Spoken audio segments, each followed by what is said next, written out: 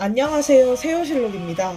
최근 용과 같이 극3에 대한 정보가 공개되면서 팬들 사이에서 반응이 꽤 분명하게 갈리고 있습니다. 이 작품은 유독 기대된다는 반응과 솔직히 걱정된다는 반응이 동시에 많이 나오고 있습니다. 그래서 이번 영상에서는 이 게임이 왜 기대를 받고 있는지, 그리고 어떤 부분에서 팬들이 조심스러워하고 있는지를 정리해보려고 합니다. 잘 될지 망할지를 단정하는 영상이 아니라 지금 이 게임을 둘러싼 반응을 기록하듯이 정리해보는 영상이라고 보시면 되겠습니다. 가장 먼저 언급되는 기대 포인트는 메인 스토리 보완입니다. 원작 용과 같이 3는 스토리가 다소 산만하다는 평가가 많았습니다. 특히 게임 후반부에는 별다른 컷신 없이 계속해서 이야기만 이어지는 부분이 있는데 이 때문에 잠크리트가 세게 온다는 의견도 많았습니다. 이번 극3에서는 메인 스토리 보완과 더불어 새로운 컷신들이 추가되면서 이런 부분을 보완하겠다고 밝혔습니다. 특히 기존의 용과 같이 3를 플레이하지 않은 사람들은 이번 극3를 통해 스토리를 이해하는 데 있어 확실히 도움이 될 것이라는 기대가 되고 있습니다. 두 번째 기대 포인트는 오키나와 아이들과의 관계 서사입니다. 원작에서도 이 이야기가 존재하긴 했지만 메인 스토리 속에 섞여 있을 뿐더러 분량 조절에 실패해 산만한 스토리에 일조하기도 했습니다. 이번 극3에서는 이 부분을 서브 스토리로 분리해서 강화했다고 하는데요. 이에 대해 팬들 사이에서는 키르카즈마라는 캐릭터가 어떤 사람인지 가장 잘 보여주는 파트다. 이 부분을 살리면 게임 전체 인상이 달라질 수 있다는 기대가 나오고 있습니다. 그래픽 개선 역시 빠질 수 없는 기대 포인트입니다.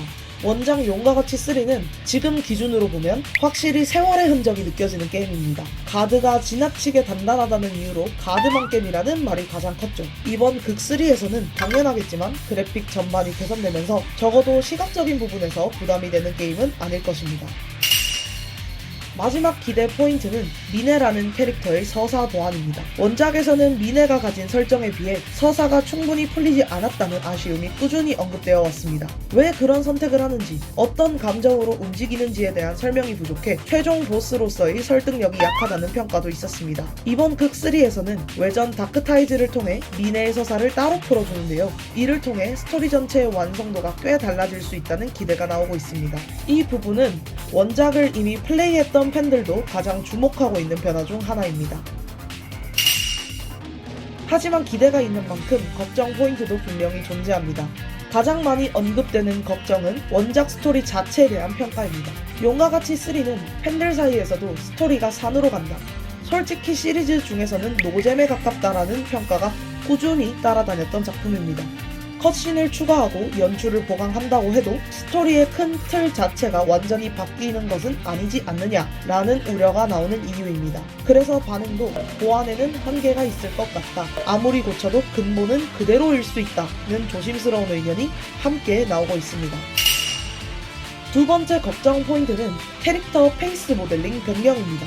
특히 리키아와 유도일가 조정 캐릭터는 원작 외모에 대한 애착이 꽤 강한 편이었습니다. 이번 극3에서 이들의 외형이 변경되는 것을 보고 예전 얼굴이 더 정감 있었다, 괜히 바꾼 것 같다 라는 반응도 적지 않게 나오고 있습니다. 이 부분은 퀄리티의 문제라기보다는 정서적인 문제에 가깝습니다. 익숙했던 얼굴이 바뀌는 순간 몰입이 깨질 수 있다는 의견과 보다 보면 적응될 것이다 라는 의견이 함께 존재하고 있습니다. 용과 같이 극3는 기대 포인트도 분명하고 걱정 포인트도 분명한 위치에 있는 작품입니다. 2026년 2월 12일에 모든 것을 알 수 있기 때문에 일단은 기대를 가지고 기다려봐도 괜찮을 것 같습니다. 앞으로도 많은 정보로 여러분들을 찾아뵙겠습니다. 이상 세요실록이었습니다.